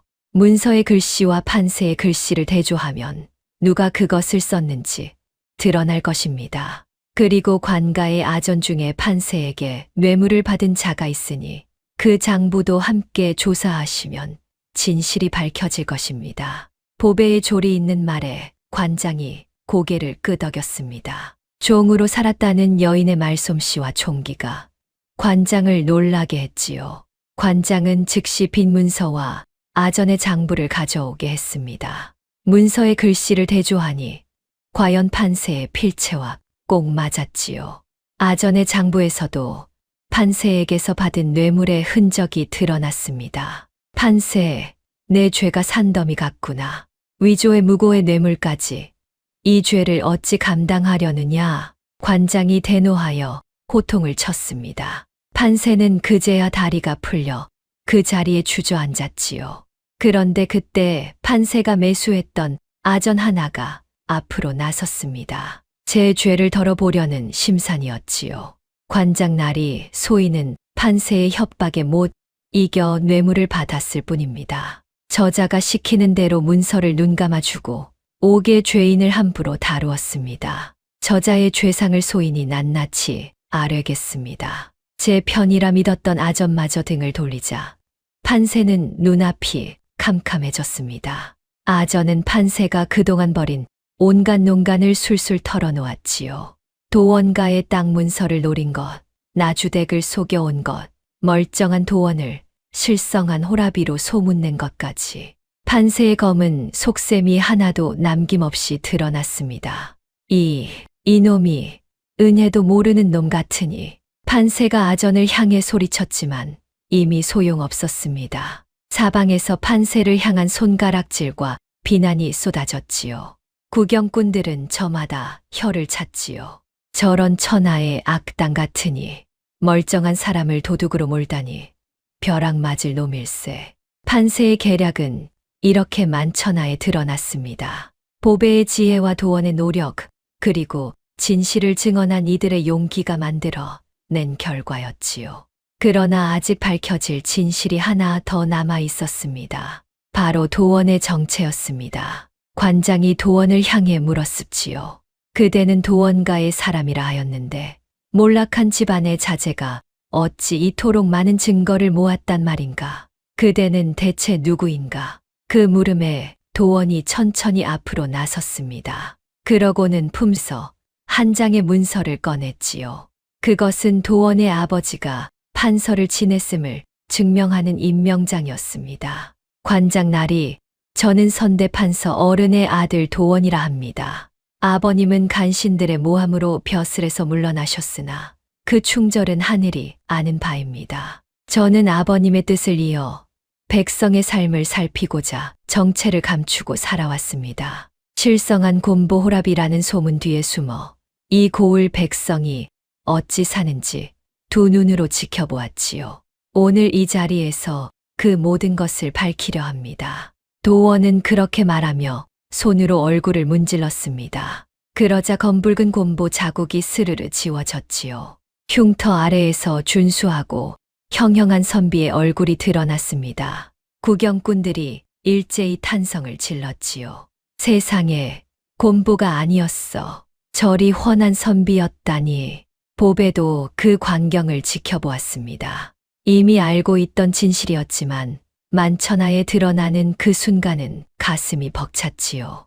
도원은 이제 실성한 곰보 호라비가 아니라 판서가의 당당한 자제로 그 자리에 섰습니다. 관장은 도원의 임명장을 받아들고 크게 놀랐습니다. 선대 판서의 아들이라니 함부로 대할 인물이 아니었지요. 관장의 태도가 순식간에 공손해졌습니다. 이거 몰라 배웠습니다. 판서 대감의 자제분이셨군요. 그때 구경꾼들 사이에서 한 부인이 허둥지둥 앞으로 나섰습니다. 나주댁이었지요. 딸 청송댁에게서 문초 소식을 듣고 달려온 것이었습니다.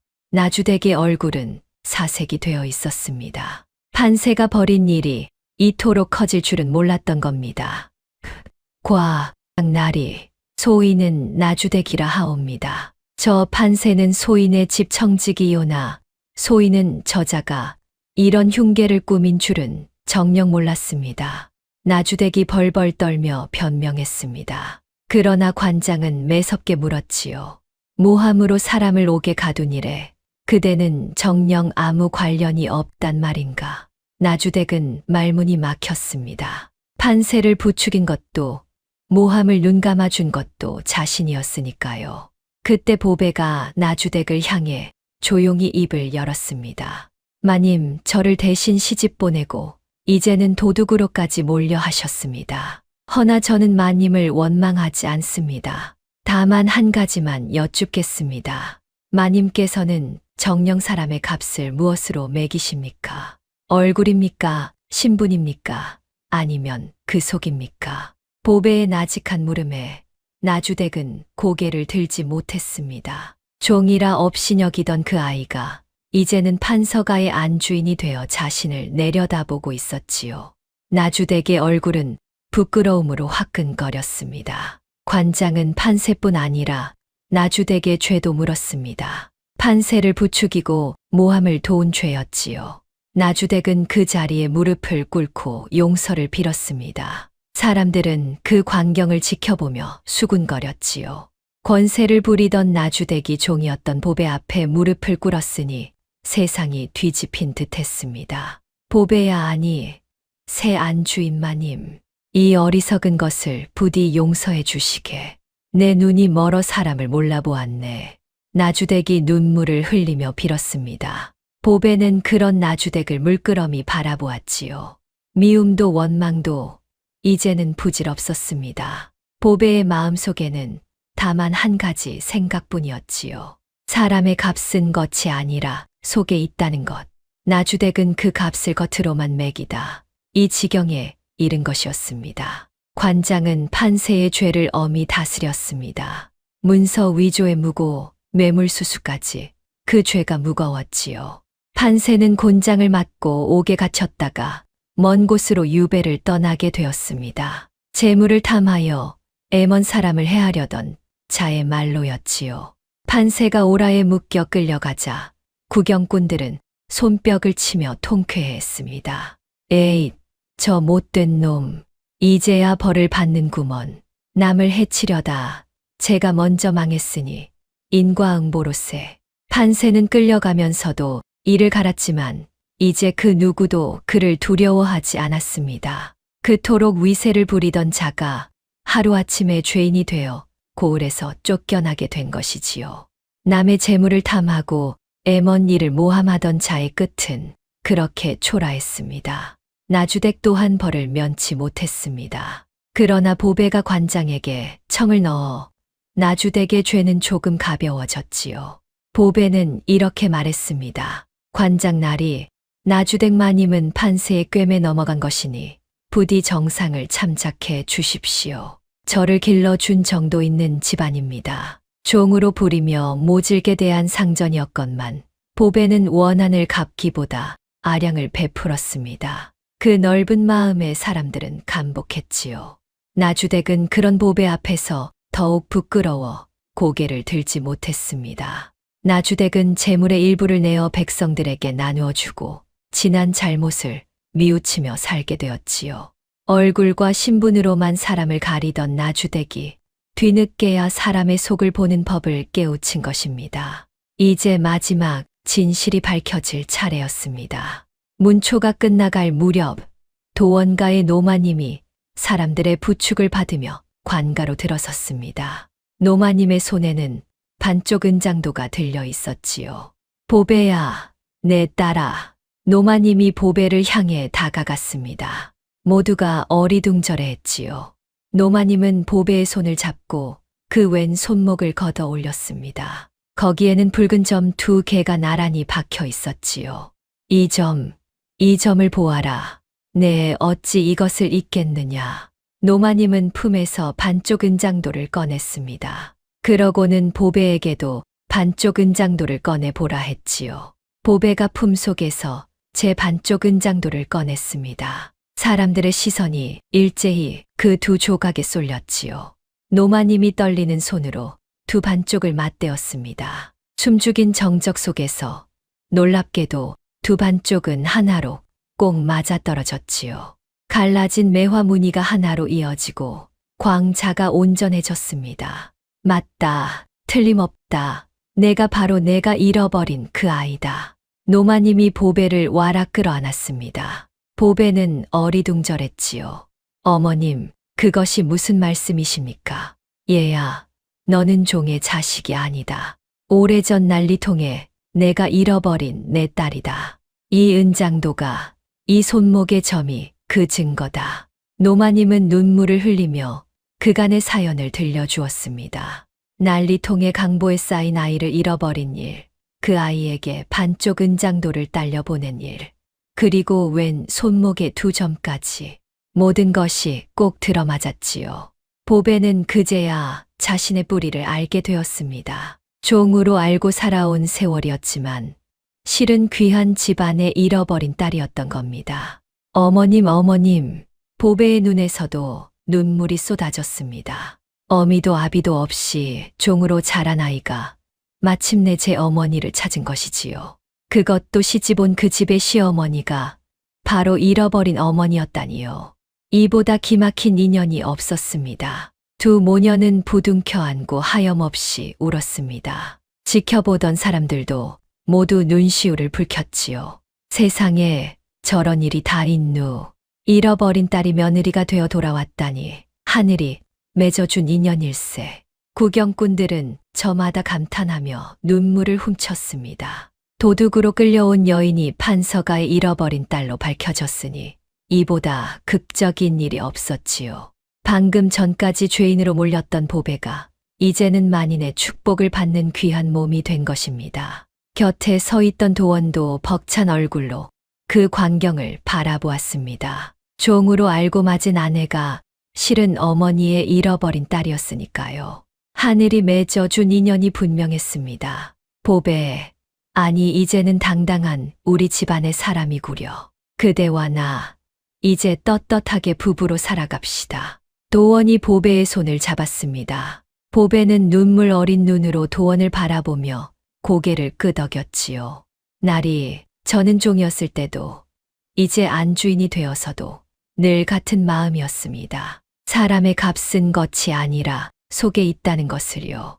나리께서 그것을 알아봐 주셔서 저는 참으로 행복합니다. 그 마음이 바로 그대의 귀함이요. 신분이 종이든 정경부인이든 그대의 속은 처음부터 귀했소. 두 사람은 마주보며 웃었습니다. 그 웃음에는 온갖 시련을 함께 이겨낸 부부의 깊은 정이 담겨 있었지요.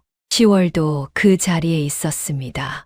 보배를 길러준 부엌어멈 10월은 보배가 어머니를 찾은 것을 보고 함께 기뻐했지요. 보배는 10월에게 다가가 그 손을 꼭 잡았습니다. 어머니, 저를 이만큼 키워주셔서 감사합니다. 낳아준 어머니를 찾았어도 저를 길러준 어머니는 어머니뿐입니다. 보배야, 이 늙은 것이 무슨 복이 있어. 이런 말을 다 듣는 후 10월은 눈물을 흘렸습니다. 종의 몸으로 남의 자식을 거두어 정성껏 키운 세월이 이제야 보답을 받는 듯했지요. 보배는 10월을 도원가로 모셔 함께 살기로 했지요. 낳은 정과 기른 정, 두 어머니를 모두 모시게 된 것입니다. 부엌어멈으로 늙어갈 뻔했던 10월도 이제는 편안한 여생을 누리게 되었습니다. 그 후 도원은 다시 벼슬길에 나아갔습니다. 그동안 살펴온 백성의 고통을 조정에 알리고 아버지의 억울함도 풀었지요. 도원은 백성을 위한 어진 관리가 되어 고을 사람들의 존경을 받았습니다. 보배는 그런 도원의 곁에서 지혜로운 안주인으로 집안을 다스렸지요. 종으로 팔려왔던 여인이 이제는 만인이 우러르는 정경부인이 된 것입니다. 보배는 안주인이 되어서도 교만하지 않았습니다. 종으로 살던 시절의 서러움을 잊지 않았기에 아랫사람을 함부로 대하지 않았지요.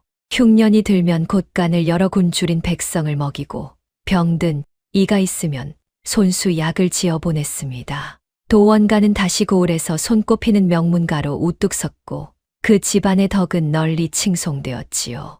노마님은 잃어버린 딸을 되찾고 며느리이자 딸인 보배의 봉양을 받으며 여생을 편안히 보냈습니다. 오래 앓던 병도 씻은 듯이 나았지요. 낳은 정의 어머니 노마님과 기른 정의 어머니 10월. 보배는 두 어머니를 지극정성으로 모셨습니다.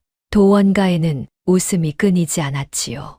한편 제 잘못을 뉘우친 청송대 가씨도 훗날 보배의 주선으로 좋은 혼처를 만나 시집을 갔습니다.